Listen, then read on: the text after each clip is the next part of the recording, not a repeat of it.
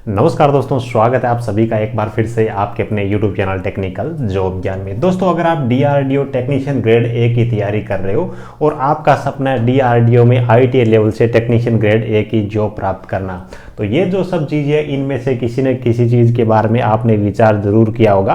तो आज की इस वीडियो के अंदर अपन इन सब चीज़ों के बारे में जानने वाले हैं, यानी कि DRDO में टेक्नीशियन ग्रेड ए की नौकरी लगने के बाद में आपको कौन कौन सी फैसिलिटी मिलती है, किस हिसाब से आपके प्रमोशन होते हैं, आपका काम क्या रहता है, कैंटीन कार्ड मिलता है या नहीं मिलता है तो कौन सा मिलता है, मेडिकल की फैसिलिटी मिलती है या नहीं मिलती है, और मिलती है तो कितने मेंबर तक वो कवर करती है, और उसके बाद में इसमें पेंशन है या नहीं है, इन सब चीज़ों के बारे में डिटेल में बात करने वाले हैं। चैनल पे पहली बार विजिट कर रहे हो तो सब्सक्राइब जरूर कर लीजिएगा, और मुझसे परमानेंट जुड़ने के लिए वीडियो को डिस्क्रिप्शन में हमारे टेलीग्राम चैनल की लिंक मिलेगी, उसको जरूर ज्वाइन कर लीजिएगा। कई बार यूट्यूब और नोटिफिकेशन वगैरह सेंड नहीं करता तो वीडियो के बारे में पता नहीं चलता है। हालांकि टेलीग्राम चैनल पे हर प्रकार की अपडेट है वो आपकी मिलती रहती है। सबसे पहली चीज़ तो ये है कि आपके एग्जाम बहुत जल्दी स्टार्ट होने वाले हैं, 5-6 दिनों का आपके पास में टाइम है। ये जो टाइम बचा हुआ है इसमें आपको ज़्यादा से ज़्यादा ऑब्जेक्टिव पर्सन है, टेस्ट सीरीज है ना, और करंट जीके वगैरह यही सब चीज़ें पढ़नी है, और बहुत ज़्यादा पैनिक होने की जरूरत नहीं है। आपका सिलेक्शन आपने जो पीछे पढ़ाई की है उसी के बेस पे होने वाला है। 5-7 दिनों में आप ज़्यादा से ज़्यादा ऑब्जेक्टिव पर्सन लगा सकते हो, या फिर ऑनलाइन टेस्टों का प्रैक्टिस करके खुद को अभ्यस्त कर सकते हो, अपने अंदर जो डर होता है उसको निकाल सकते हो। तो पैनिक होने की जरूरत नहीं है, बिल्कुल व्यवस्थित तरीके से 5-6 दिनों का जो टाइम है इसका आपको उपयोग करना है। तो चलिए दोस्तों, एक एक करके सभी चीज़ों के बारे में बात कर लेते हैं। सबसे पहले अपन सैलरी के बारे में बात कर लेते हैं। भी ITA करके DRDO इतना शानदार डिपार्टमेंट है, तो यहाँ पे अपने को सैलरी कितनी मिलती है उसके बारे में बात करते हैं। देखिए, सैलरी के बारे में बात करें तो 19,700 रुपये आपकी बेसिक पे रहती है। बेसिक पे वो होती है जिसपे जितने भी भत्ते होते हैं ना वो उसी के आधार पे काउंट होते हैं।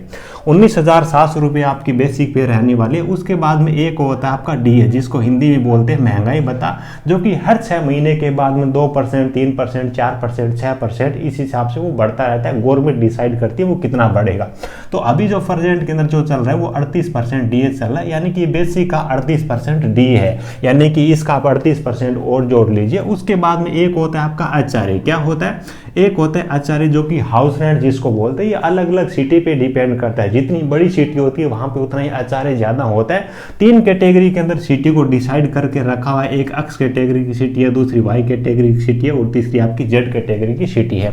सबसे ज्यादा जो अपना आचार्य होता है वो 24% होता है X कैटेगरी की सिटी के अंदर, 16% Y कैटेगरी के अंदर, और 8% है वो Z कैटेगरी के अंदर, है ना। तो अगर आपको मान लीजिए कि X कैटेगरी की सिटी है, बेंगलुरु जैसी बड़ी सिटी के अंदर आपको पोस्टिंग मिल गई, तो 24% आपको आचार्य मिल जाएगा। 19,700 का 24% है, यानी कि लगभग आप 5,000 रुपये आचार्य एक राउंड फिगर के अंदर मान सकते हो। उसके बाद में जितने भी सेंट्रल गवर्नमेंट के डिपार्टमेंट है, अदर छोटे बड़े अलाउंसेस जरूर मिलते हैं, जैसे कि कहीं पे साइकिल मेंटेनेंस अलाउंस हो गया, कहीं पे वॉशिंग अलाउंस हो गया, कहीं पे ड्रेस अलाउंसेज हो गए।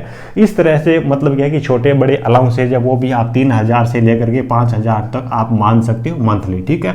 तो इन सब चीजों को अगर अपन जोड़ते हैं तो एक एवरेज सैलरी की बात करें जो कि आपके अकाउंट में मतलब क्या है कि टोटल अपन सैलरी की बात करें तो 35,000 रुपए के आसपास में पर मंथ के हिसाब से आपकी सैलरी वो बन जाएगी।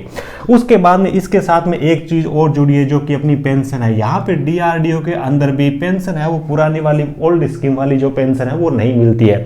नया सिस्टम जो गवर्नमेंट ने चला रखा है NPS के नाम से है, जो कि NPS न्यू पेंशन स्कीम है, इसमें मिलती है। तो इसमें अंदर क्या होता है कि जितनी आपकी बेसिक सैलरी होती है, जैसे कि 19,700 होगी, तो इसका 10% क्या है कि गवर्नमेंट कटौती कर लेगी, और ये आचार्य ये आपका NPS है इसके अंदर डाल देगी, यानी कि 19,700 का 1970 रुपए के आसपास में आपका यहाँ पे NPS है 1970 रुपए, ये आपका काट लिया जाएगा, और सैलरी आपको 32-33,000 रुपए के आसपास में मंथली आपकी इन हैंड अकाउंट के अंदर सैलरी आ जाएगी। 10% ये काट के NPS के अंदर आपकी सैलरी डालेंगे, और 14% ये अपनी तरफ से डालेंगे, यानी कि 5,000 रुपए के आसपास में हर महीने क्या होगा, 5,000 रुपए के आसपास में हर महीने आपके NPS अकाउंट के अंदर भी जमा हो जाएंगे, जो कि रिटायरमेंट टाइम में आपको मिलेगा। ऑल ओवर अपन बात करें तो आपके खाते के अंदर जो सैलरी आएगी वो 32-33,000 रुपए के आसपास में मिलेगी। हालांकि NPS में जो सैलरी जमा हो रही है ये भी आपकी ही होती है। इसके अलावा और भी बहुत सारे बेनिफिट मिलते हैं, जैसे कि बच्चों के एजुकेशन पे अपने को हर साल है वो पेमेंट मिलती है। जैसे कि 2 बच्चों के लिए अपने को पेमेंट मिलती है और प्रत्येक एक बच्चे पे लगभग 27,000 रुपये, 27 है या 24 है कन्फर्म नहीं है क्योंकि मैंने अभी तक ये चीज़ ली नहीं है, तो शायद मेरे हिसाब से 27,000 रुपये के आसपास में। तो 2 बच्चों पे 54,000 रुपये आप सालाना है वो चिल्ड्रन एजुकेशन अलाउंस के नाम पे पैसे उठा सकते हो। बच्चे अगर हॉस्टल के अंदर पढ़ाई करते हैं तो उनका भी पैसा आप उठा सकते हो, यानी कि आपको सैलरी भी मिलेगी थोड़ी सी। ये जो पुरानी नई वाली जो पेंशन स्कीम है इसमें भी आपकी पेमेंट जमा होगी और बच्चों की जो एजुकेशन होगी उसका भी काफ़ी हद तक आपको खर्चा मिलेगा। तो यहाँ पे सैलरी के हिसाब से देखें, पैसों के मामले में देखें तो ये सब चीज़ें अपने को डीआरडीओ में टेक्नीशियन ग्रेड ए की नौकरी में मिलती है। उसके बाद में बात आती है प्रमोशन की। प्रमोशन किस हिसाब से होते हैं, तो हर मतलब क्या है कि 4-5 साल के बाद में आपका एक टेस्ट लगता है 4-5 साल के बाद में, तो ऑन एन एवरेज मान सकते हुए हर 5 साल के बाद में आपका प्रमोशन हो जाएगा। हालांकि अगर आईटीआई लेवल की आप जॉब प्राप्त करते हो स्टार्टिंग में तो उसके बाद में अपना प्रमोशन में देखें तो बहुत ज़्यादा बेनिफिट नहीं होता है, क्योंकि देखिए हर साल एक इंक्रीमेंट लगता है 3%, जिसकी वजह से ये जो बेसिक सैलरी होती है ना ये बढ़ती जाती है। और जैसे आपका प्रमोशन होता है तो उस टाइम भी आपकी बेसिक सैलरी होती है ना यही बढ़ती है, तो हर साल 3% आपकी जो सैलरी है बढ़ती जाती है। तो जब आपका प्रमोशन वाला टाइम आता है ना तो जिस प्रमोशन पे आपकी जो बेसिक सैलरी मिलेगी लगभग वहीं पे ये सैलरी भी सालाना बढ़ती बढ़ती चली जाती है। तो आईटीआई लेवल से प्रमोशन में बहुत ज़्यादा बेनिफिट नहीं मिलता है। जितनी बार आपका प्रमोशन होगा आप ऑन एन एवरेज मान सकते हो 3,000 से लेकर के 4,000 रुपये आपके प्रत्येक आपकी जो प्रमोशन होगी उस पर बढ़ते जाएंगे। लास्ट प्रमोशन की अपन बात करें, अच्छी प्रमोशन अपन देखें भी STA BA, ये जो डिप्लोमा वाले बच्चों के लिए जो नौकरी होती है डिप्लोमा और BSc वालों के लिए, तो ये पोजीशन होती है। इसके बाद में अगले जो लास्ट की पोजीशन होती है आपकी टेक्निकल ऑफिसर, इस रैंक तक आप प्रमोशन होते होते जाते हो। तो यहाँ पे आने के बाद में आप रिटायरमेंट के तक आप सोचोगे तो लगभग आज के टाइम के हिसाब से देखें 30-40 साल के बाद में आप रिटायरमेंट होंगे तो 1.5 लाख रुपए तक भी आपकी सैलरी वहां पे बन सकती है। इस रैंक पे जब आप पहुंचोगे तो 4200 ग्रेड पे का आपको यहाँ पे सैलरी पैकेज मिलेगा। तो ये बहुत ही शानदार पोजीशन है। हालांकि यहाँ पर भी आपका गुजर बसर करने के लिए, घर चलाने के लिए सैलरी है वो ठीक ठाक मिल जाएगी। उसके बाद में वर्क प्रोफाइल की बात करें भी आपका काम किस हिसाब का रहता है, तो आईटी का ऑल ओवर मेंटेनेंस का काम रहता है। जैसे कि आईटी इलेक्ट्रिशियन वाले बच्चे हैं तो लाइनों का मेंटेनेंस करना है, नई बिल्डिंगें बन रही है तो वहां पे उनको क्या कि वायरिंग वगैरह करना है, पुरानी कहीं पर भी बिल्डिंगें बनी हुई है, कोई लाइट का फॉल्ट होगा, लाइट चली गई, वायरिंग ब्रेक हो गई, तो उन सब का मेंटेनेंस का काम होता है वो आईटी इलेक्ट्रिशियन वाले बच्चों का रहता है।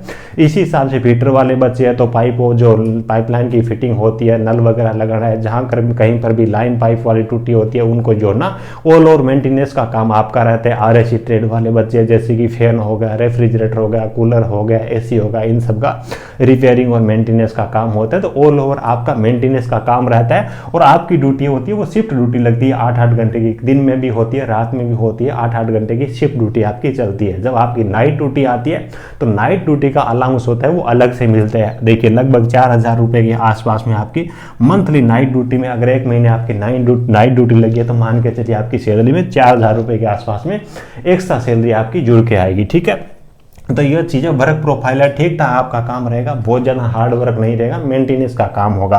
प्रमोशन भी ठीक ठाक मिलती है। STA B की रैंक पे जब आओगे, जो डिप्लोमा वाले स्टार्टिंग में लगते हैं, तो यहाँ पे आपकी सैलरी बहुत ही ज़बरदस्त मिलेगी। टेक्निकल ऑफिसर की रैंक पर आकर के आप रिटायरमेंट होंगे।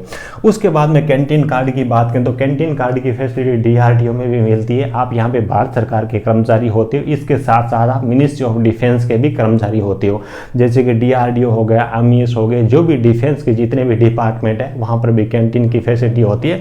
तो कैंटीन की फैसिलिटी 2 टाइप की होती है, एक तो आपकी ग्रोसरी होती है, दूसरी आपकी लिक्विड की होती है। लिक्विड में जैसे कि आपका शराब वगैरह हो गई, वो सब चीजें होती है, तो वो केवल जो फौजी बंदा होता है उसी को अलाउ होता है। यहाँ पे आपको कैंटीन कार्ड तो मिलेगा, लेकिन एक कैंटीन कार्ड मिलेगा जो ग्रोसरी वाला मिलेगा।